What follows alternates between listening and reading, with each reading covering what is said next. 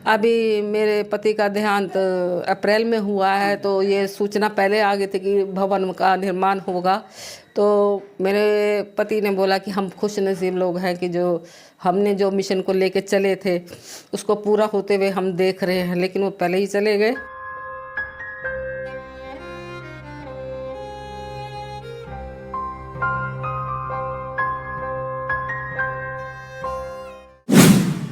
अयोध्या के लिए गाना गाते बजाते राम सौगंध की खाते हैं, मंदिर वहीं बनाएंगे, राम लला हम आएंगे, मंदिर वहीं बनाएंगे।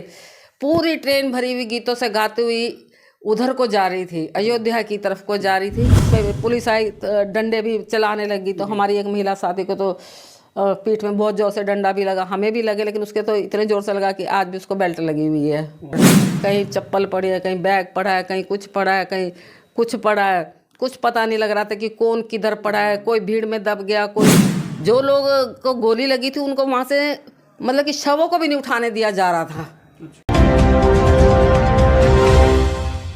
नमस्कार, मैं हूं लवकांत सिंह। आप देख रहे हैं हिंदुस्तान पोस्ट।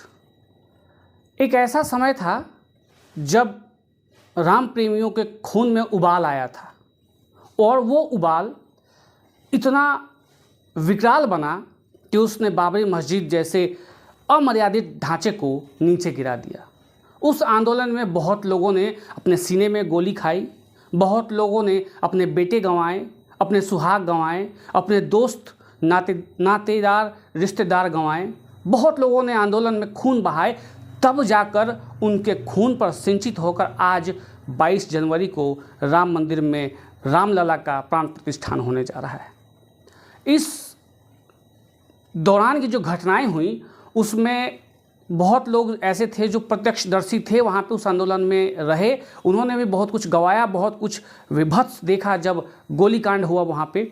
मेरे साथ भी उसी समय आंदोलन से जुड़ी एक कार्यकर्ता हैं, इनसे बात करेंगे कि उस समय उन्होंने क्या क्या देखा वहाँ और क्या क्या चीज़ें हुई।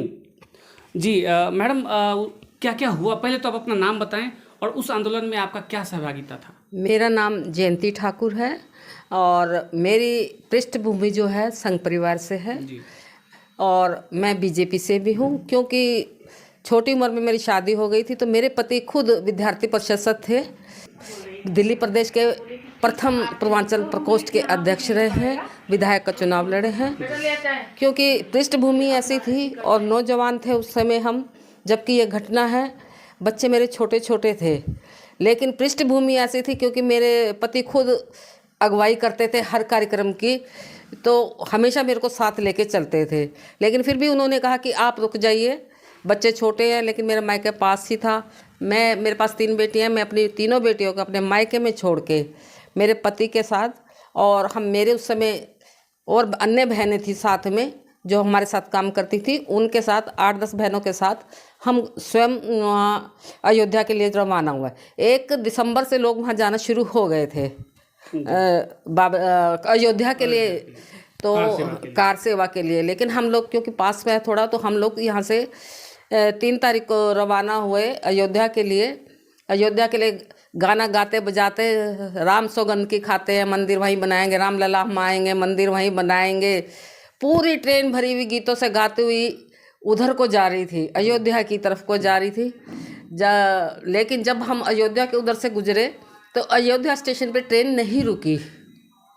अयोध्या स्टेशन पे ट्रेन नहीं रुकी और नीचे से पथराव भी हो रहा था। अच्छा, ट्रेन पे पथराव भी हो रहा था, ट्रेन नहीं रुकी। लेकिन जब हमने सरयू नदी पार कर ली तो उससे थोड़ा आगे जाके किसी ने चेन पुलिंग करी तो ट्रेन रुक गई। ट्रेन रुकी और हम लोग देखा कि धीरे धीरे करके सारी ट्रेन खाली हो गई। लोग इधर उधर खेतों की तरफ, गांव की तरफ चलने लग गए।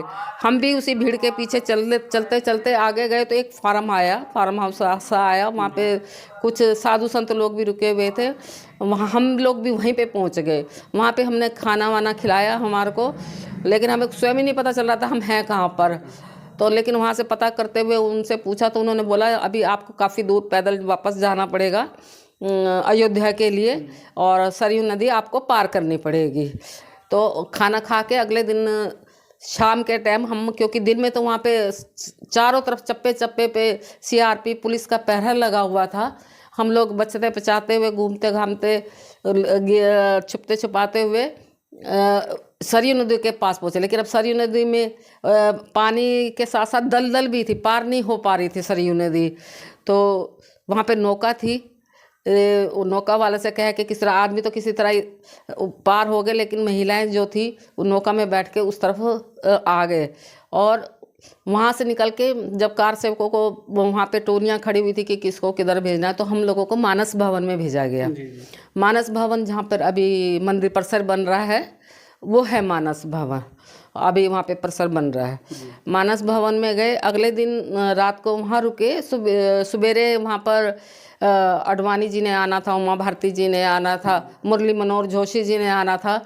तो 10-11 बजे के करीब वहाँ पर 10 बजे के पास लोग कार सेवक उधर को जाने लग गए, जहाँ पे सभा होनी थी। कम से कम वहाँ से 200-250 मीटर दूर थी जनसभा। और वहाँ पे फिर लोग, उस दिन तो ऐसा लग रहा था पता नहीं जन सैलाब किधर से आ रहा है, कहाँ से आ रहा है। पुलिस भी थक गई थी, बेकाबू हो रही थी भीड़ बिल्कुल ही। साधु संत महात्मा संगठन, अनेक प्रकार के संगठन, महिला पुरुष नौजवान, उनके दिलों में पता नहीं क्या उमड़ रहा था। वो ऐसे उनमें जोश भरा हुआ था कि पता नहीं हम क्या करेंगे आज। लेकिन उधर फिर भाषण शुरू होने लग गया और परिसर के थोड़ी जो 250 किलोमीटर दूर था।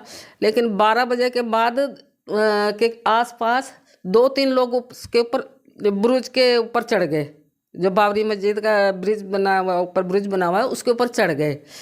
जब 3 लोग ऊपर चढ़ गए, लोगों ने देखा कि चढ़ रहे हैं, तो सब बैरिकेटर तोड़ के, वहाँ पे सीआरपी थी, आदमियों से ज़्यादा सीआरपी पुलिस ये वो सब लगी हुई थी वहाँ पर। उन सबको धक्का देता हुआ, एक धक्का मार दो और करके, और सब जय श्री राम के नारे लगाते हुए सब ऊपर चढ़ गए। और थोड़ी देर में वो अपना लग गए काम करने के लिए सब। लेकिन एकदम से ऐसे भगदड़ सी मच गई थी, पुलिस से बेकाबू हो गए थे सारे के सारे लोग। सब ऊपर ब्रिज के ऊपर चढ़ जाना चाहते थे, गुम्बद पे चढ़ जाना चाहते थे सारे के सारे लोग। लेकिन हम लोग थोड़ी महिलाएं थी, धक्के ज़्यादा लग रहे थे। तो जो हमारे साथ पुरुष साथी थे, उन्होंने कहा थोड़ा आप नीचे रहो। लेकिन हमें भी जोश चढ़ रहा था कि हम भी चढ़े। लेकिन थोड़ी देर में पुलिस आई, डंडे भी चलाने लगी। तो हमारी एक महिला साथी को तो पीठ में बहुत जोर से डंडा भी लगा, हमें भी लगे। लेकिन उसके तो इतने जोर से लगा कि आज भी उसको बेल्ट लगी हुई है पीठ के ऊपर। तो जब वो ऊपर चढ़ गए तो पुलिस वाले डंडे चला रहे हैं, कुछ कर रहे हैं। अयोध्या की गलियों में पता नहीं भगदड़ सी मची हुई थी एकदम से। सब बल्कि जो जितना जन सैलाब आया था ना, वो सारा ब्रिज पे चढ़, गुम्बद पे चढ़ जाना चाहता था। तो पहले उन्होंने एक गुम्बद करा, फिर दूसरा गुम्बद और फिर तीसरा। लेकिन 4 बजते बजते 5 बजते बजते वहाँ पर दंगा होने लग गया अयोध्या में। दंगा होने लग गया तो लोग भागने लग गए इधर उधर। कहीं चप्पल पड़ी है, कहीं बैग पड़ा है, कहीं कुछ पड़ा है, कहीं कुछ पड़ा है। कुछ पता नहीं लग रहा था कि कौन किधर पड़ा है। कोई भीड़ में दब गया, कोई गुम्बद के नीचे। 20-25 लोग तो पहला जो गुम्बद गिरा था उसके नीचे दब गए। उनको चोटें लगी तो उनको पहुंचाया गया। कई महिलाओं को चोटें लगी। इस तरह करके जब शाम हो गई तो हाहाकार मची हुई थी वहाँ पर। लेकिन फिर भी हाहाकार के बीच में भी जय श्री राम के नारे बंद नहीं हो रहे थे कि अपनी रामलला के लिए हम अपनी जान भी कुर्बान कर देंगे। नौजवानों में भी बहुत जोश था, महिलाओं में भी जोश था, बुजुर्गों में भी, साधु संत महात्मा जितने थे सब लोग उसमें रमे हुए थे। और मैं अपने आप को खुशकिस्मती समझती हूँ। अभी मेरे पति का देहांत अप्रैल में हुआ है, तो ये सूचना पहले आ गई थी कि भवन का निर्माण होगा। तो मेरे पति ने बोला कि हम खुश नसीब लोग हैं कि जो हमने जो मिशन को लेके चले थे उसको पूरा होते हुए हम देख रहे हैं। लेकिन वो पहले ही चले गए। चलिए चले गए, लेकिन वो वहाँ सितारों में बैठ कर देख रहे होंगे कि उन्होंने जो मुहिम शुरू की थी, जिसके लिए लड़ाई लड़ी थी, वो लड़ाई का फल अब मिलने वाला है। रामलला का मंदिर बनके पूरा हो चुका है। अच्छा, और वहाँ पे आप लोगों ने क्या देखा? कुछ लोगों की डेथ भी हो गई थी उस भगदड़ में? हजारों लोगों की जो ये कार सेवा हुई है उसमें 1-2 नहीं, हजारों लोगों ने अपने रामलला के लिए अपने जान दी है अपनी आस्था के लिए, अपने धर्म के लिए, अपनी संस्कृति के लिए, बिल्कुल भी अपनी जान की परवाह नहीं करी। मैं अब मुझे नाम याद नहीं है, हमारे उत्तम नगर के भी 2 बच्चे थे जो वहाँ पर जिनका बलिदान हुआ वहाँ पर। तो क्यों उस समय इतने लोग वहाँ पे हुए कि बता नहीं सकती मैं आपको। उससे पहले जो कार सेवा हुई थी जिस वहाँ पे जो है लाल कोठी है, उसमें तो मैं नहीं थी, लेकिन लाल कोठी के पास भी पहले जब हुआ था गोलीकांड हुआ था तो उसमें खाली राम भगत लोग, पहले तो भाषण हुआ था, लेकिन भाषण के बाद वहाँ CRP पुलिस वाले आ गए तो उन्होंने कहा आप इससे आगे नहीं जा सकते हैं। तो जो लोग नेता लोग थे जो भाषण दे रहे थे, उन्होंने कहा कि सब को कहा कि भाई चलो अब सभा समाप्त हो गई है, हम लोग जाते हैं। ऐसी कोई मंशा नहीं थी, बिल्कुल भी ऐसी कोई मंशा नहीं थी। उस समय मुलायम सिंह जी थे तो उन्होंने कहा कि यहाँ परिंदा भी पर नहीं मार सकता है। तो कम से कम रहे होंगे 3-4 हज़ार लोग रहे होंगे, साधु संत महात्मा और बिल्कुल नॉर्मल लोग जिनको कुछ भी नहीं था, कि बस ये था कि हम रामलला के जाएंगे और दर्शन करेंगे और वापस आ जाएंगे। जैसे ही वो लाल कोठी के पास पहुँचे तो अचानक ही उन्होंने गोलियां चलानी शुरू कर दी। उसमें इन्होंने कम लोग बताए, लेकिन कम से कम उसमें 250-300 लोग उसमें मारे गए थे। जहाँ तहाँ यहाँ वहाँ लाशें, कुठारी बंदूक भी उसी में। हाँ, तो ये पहले की बात है, उसमें मैं नहीं थी, लेकिन सारी जानकारियाँ हैं मुझे। तो उसमें जो लोग को गोली लगी थी उनको वहाँ से मतलब कि शवों को भी नहीं उठाने दिया जा रहा था। अच्छा। शवों को भी नहीं उठाने दिया जा रहा था, लोगों को सीधा पोस्टमार्टम के लिए भेज दिया। पोस्टमार्टम के बाद उनके शवों को भी नहीं दे रहे थे जल्दी से।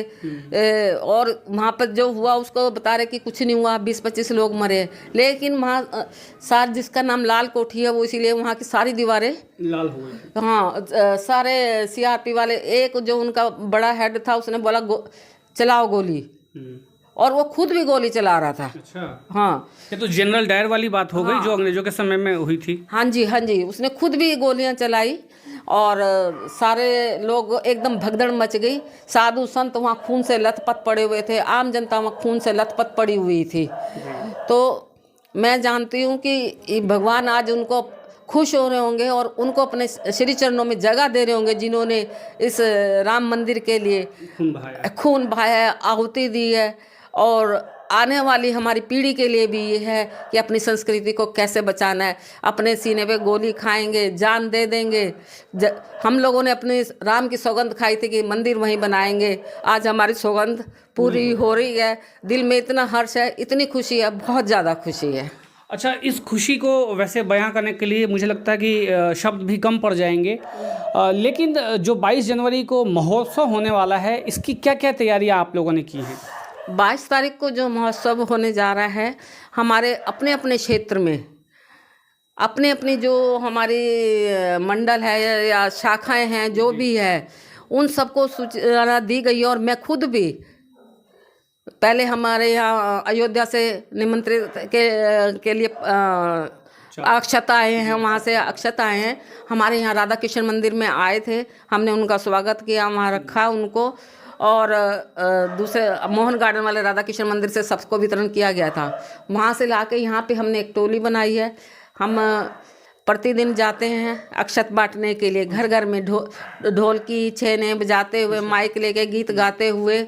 और हमारे साथ 100-150 लोग रहते हैं जो घर घर जाके दिए भी साथ में बांट रहे हैं। हम लोग दिए भी साथ में बांट रहे हैं।